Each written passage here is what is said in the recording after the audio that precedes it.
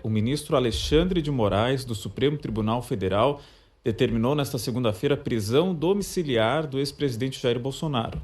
Opa! Moraes justificou que descumpriu as medidas cautelares impostas a ele por ter veiculado conteúdo nas redes sociais do filho. Abre aspas. As condutas, aí palavra do ministro Alexandre de Moraes, as condutas de Jair Messias Bolsonaro, desrespeitando deliberadamente as decisões proferidas por esta Suprema Corte, demonstra a necessidade e a adequação de medidas mais gravosas de modo a evitar a contínua reiteração delitiva do réu, mesmo com a imposição de medidas cautelares diversas da prisão, escreveu o ministro. É uma notícia curta que acaba de sair e eu já gostaria de ouvir a opinião de vocês também sobre isso. Perfeito, veja. Onde você estava quando foi declarada a prisão de Jair Bolsonaro? Não vai esquecer. Mas veja bem, prisão domiciliar.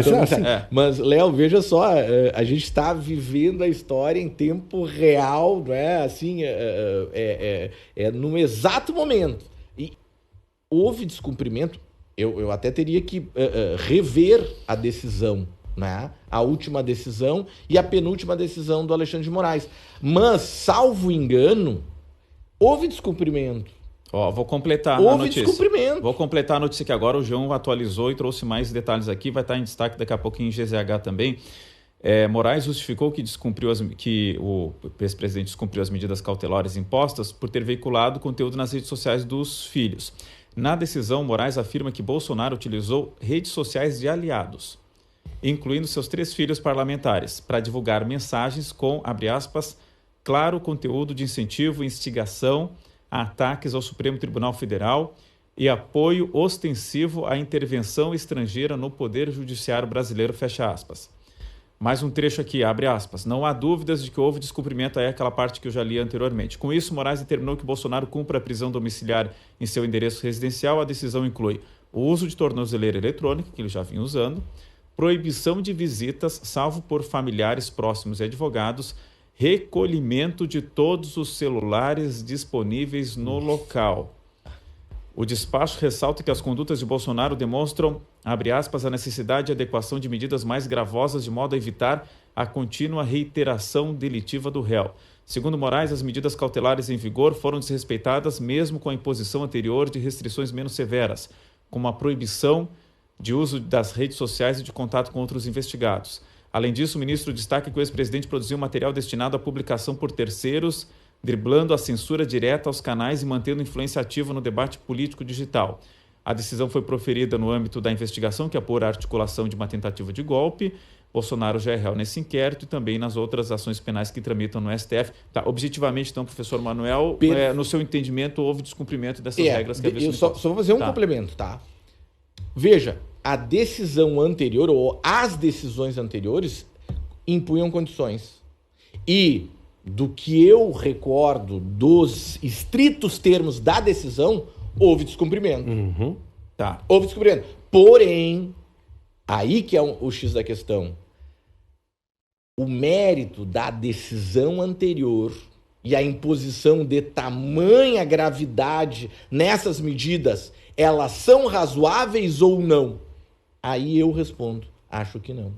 Entendi. Acho que não. Acho que não é razoável se impedir que alguém, né, que está ainda sequer, né, próximo da condenação, não possa participar e se manifestar em redes sociais. Entendi. Professor Pontin, então, sobre esse caso específico, até pode desvincular um pouco do Trump ali, só para a gente analisar. Vamos lá, então. A questão da mordaça ao Bolsonaro, que foi imposta anteriormente por parte da decisão do Supremo, acho que seria um debate muito mais amplo. Me parece que ela vem dentro de um jogo de escalada, ok? Já que estamos falando nisso. E se por um lado a gente pode tentar argumentar que houve essa jurisdição, eu pessoalmente discordo, ok? Eu acho que a jurisdição que foi feita contra o Bolsonaro é proporcional à escalada que estava acontecendo por parte dos agentes políticos, não só o Bolsonaro, mas agentes políticos vinculados a eles. Sou simpático à forma como o Supremo agiu nesse caso, não necessariamente, mas eu consigo reconhecer que, dada a gravidade da conduta, se justifica. Só pergunto, por que não simpático? Porque, não, eu quero dizer, eu preferia um outro tipo de jurisdição. Por exemplo, eu acho que as decisões monocráticas não são a melhor forma de operar esse tipo de, digamos assim, é uma decisão bastante forte para ser operada por um juiz apenas. Acredito que poderia ter tido maior debate institucional sobre isso, só para dar um exemplo. Mas, de qualquer forma, o Supremo confirmou a decisão após isso. E mesmo que a gente reconheça que pode ter havido excessos jurisdicionais, pessoalmente eu não concordo, de fato, o Bolsonaro está jogando um jogo perigoso com o STF, que é um jogo de escalada. O STF deu plenas oportunidades para o Bolsonaro sair dessa estrada. Não foi uma, nem duas, nem três, nem quatro, nem cinco vezes. Foram vários avisos sucessivos que uma escalada na conduta iria dar em uma escalada por parte do poder punitivo, né, do judiciário. Então me parece que está tudo dentro do mesmo script aí com relação à postura do judiciário brasileiro, que é uma postura de autoproteção também, que a gente pode discutir dentro de como o judiciário brasileiro funciona, né, que eu acho que é um debate mais amplo com relação a isso. E acho que aí a gente pode vincular, primeiro, a decisão está totalmente vinculada à decisão anterior. O Bolsonaro desafiou a decisão ao fazer o que fez no final de semana, e ele desafiou, comprando a aposta, que ele seria ou não preso. Ele ser preso, qual é o impacto disso porque a gente está discutindo agora? Acho que essa é uma pergunta boa. Porque a tua colocação, eu acho que ela é interessante. De um lado, ela confirma o que o Trump dizia. Se ele for preso, é um exemplo da tirania do judiciário e da figura do Alexandre. Bom, já concordamos que esse é um expediente com razões econômicas. Uhum. E as razões econômicas do Trump encontram um solapamento na figura dos Bolsonaros como alguém que, se eleitos forem, ou que se ascenderem ao poder, o Trump está pouco ligando de que forma eles vão ascender ao poder, certo? Poderiam serem mais simpáticos aos interesses norte-americanos no contexto brasileiro. Muito bem. Qual é o jogo agora? O jogo é, Bolsonaro vai cumprir a prisão domiciliar. O que as pessoas que tenham ouvido dos agentes próximos ao Trump vão ter que dizer para o Trump? Isso vai criar instabilidade e nós vamos sair bem dessa instabilidade.